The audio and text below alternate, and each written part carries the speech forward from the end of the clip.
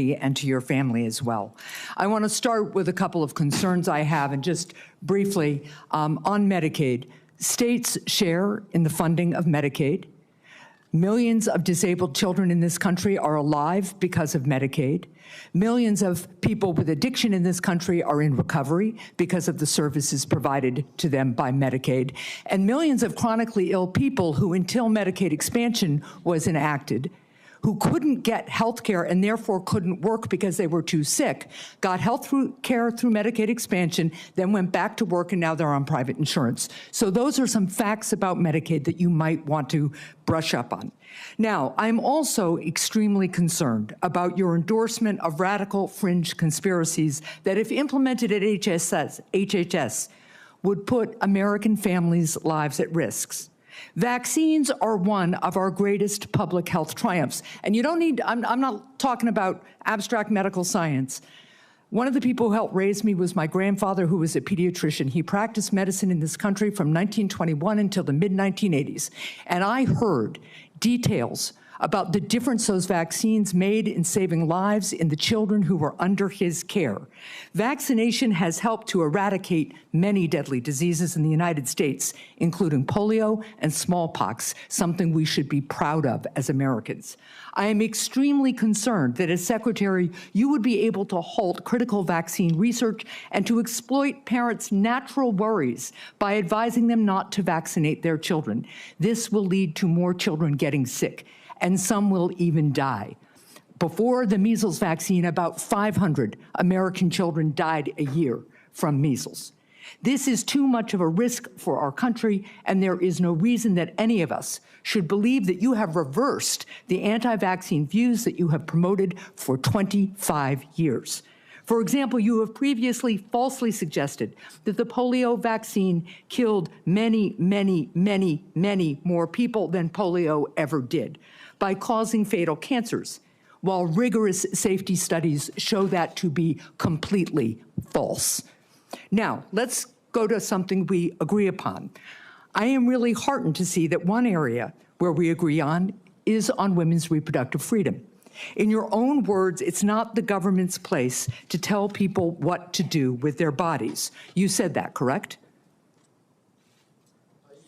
Yep. Mr. Kennedy, in 2023, you came to New Hampshire and said, quote, "I'm pro-choice. I don't think the government has any business telling people what they can or cannot do with their body." So you said that, right? Yes. Yep. But you also said we need to trust the women to make that choice because I don't trust government to make any choices. You said that too, right? Yes. It is remarkable that you have such a long record of fighting for women's reproductive freedom, and really great that my Republican colleagues are so open to voting for a pro-choice HHS secretary. So, Mr. Kennedy, I'm confused. You have clearly stated in the past that bodily autonomy is one of your core values. The question is, do you stand for that value or not?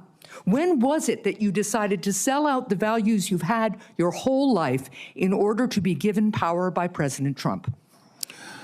Senator, I agree with President Trump that every abortion is a tragedy, that we can't be a moral authority in this country. Right, so, but that isn't what you said back in New Hampshire in 2023. My question is exactly when did you decide to sell out your life's work and values to get this position? Senator, I agree with President Trump that every abortion is a tragedy. So what you're telling us, just to be clear, because my time is limited, is that regardless of what you believe, regardless of what values you have, if President Trump tells you to do something, you're going to do it. You said just now the discussion about mifepristone. Oh, he's asked me to study the safety of it.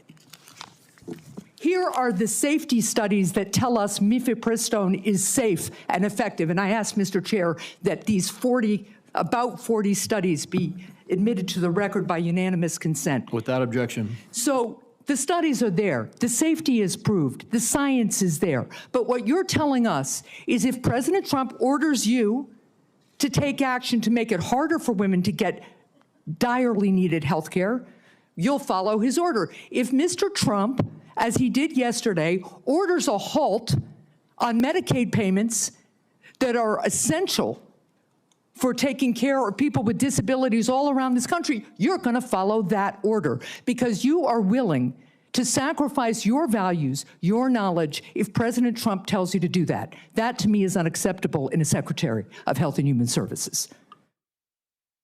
As I explained before, the White House has issued a statement saying that that policy will not deprive any American of benefits. The problem is the White House issued that statement only after we pointed out the damage it would do, and it became politically uncomfortable for them. You know what else that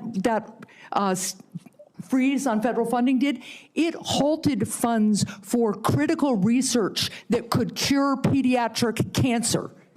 So if the president tells you to do that, you're going to stop that too. That's enough.